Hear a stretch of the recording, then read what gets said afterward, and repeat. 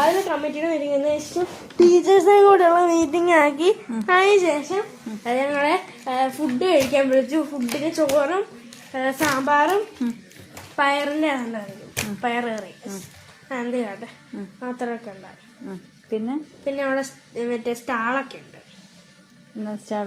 മറ്റേ എന്തൊക്കെയോ മറ്റേ മിഠായി ഒക്കെ മേടിച്ചിരിക്കാൻ പറ്റും. അങ്ങനെയൊക്കെ ഒരു കട പോലെ, ചെറിയൊരു പെട്ടിക്കട പോലെ. എന്നിട്ട് പിന്നെ മറ്റേ ഞങ്ങള് മറ്റേ ടോയ്ലറ്റിൽ പോയി. ഒരു ഇറങ്ങാണ് മറ്റേ ടോയ്ലറ്റില് മൂത്രം ഒഴിക്കാൻ വേണ്ടി ചെന്നപ്പോഴത്തേക്കും ഞങ്ങൾ പറഞ്ഞു ആ ടോയ്ലറ്റിനകത്ത് പല്ലിയുള്ള നേരം മറ്റേ പല്ലി കയറി കടിച്ചാൽ എനിക്കൊരു കുഴപ്പമില്ലെന്ന് പറഞ്ഞ് ആ ചെറുക്കൻ അവിടെ തന്നെ അങ്ങ് മുള്ളി. എന്നിട്ട് ഞാൻ കുറച്ച് പേരെ ഫ്രണ്ട്സൊക്കെ ആയി. അത്രേ ഉള്ളൂ. ഫ്രണ്ട്സിനൊക്കെ കിട്ടിയോ? അതല്ലേ ഇപ്പൊ ഞാൻ പറഞ്ഞേ.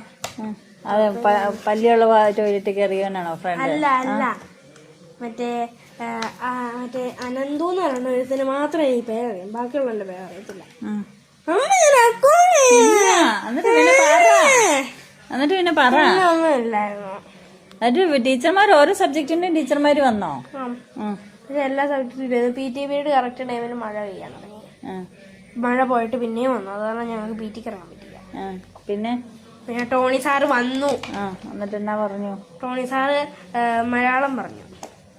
മലയാളം അല്ല പിന്നെ ഹിന്ദി പറയുമല്ലോ ക്ലാസ്സിൽ. എന്നിട്ട് ഹിന്ദി പറഞ്ഞില്ല.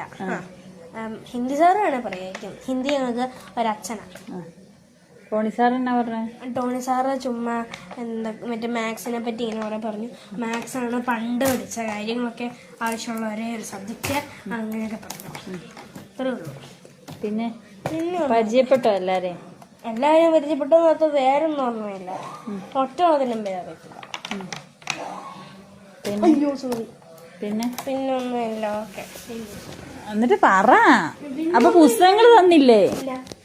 അപ്പൊ പുസ്തകം തരുന്നു പറഞ്ഞിട്ട് എന്നിട്ട് ബസ്സിന് ST ആണോ കൊടുത്തേ? അങ്ങോട്ടും ഇങ്ങോട്ടും ഒന്നും പറഞ്ഞില്ല, ഒന്നും ചോദിച്ചില്ല? പിന്നെ ഒന്നും പറഞ്ഞില്ല. പുള്ളിയൊന്നും ചോദിച്ചില്ല. പുള്ളി ഇങ്ങനെ കൈ കാണിച്ചോട്ടെങ്കിൽ ഞാൻ 2 രൂപ ഇട്ടു.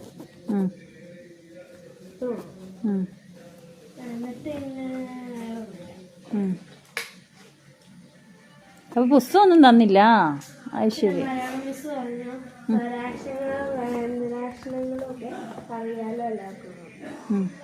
അറിയാവോ?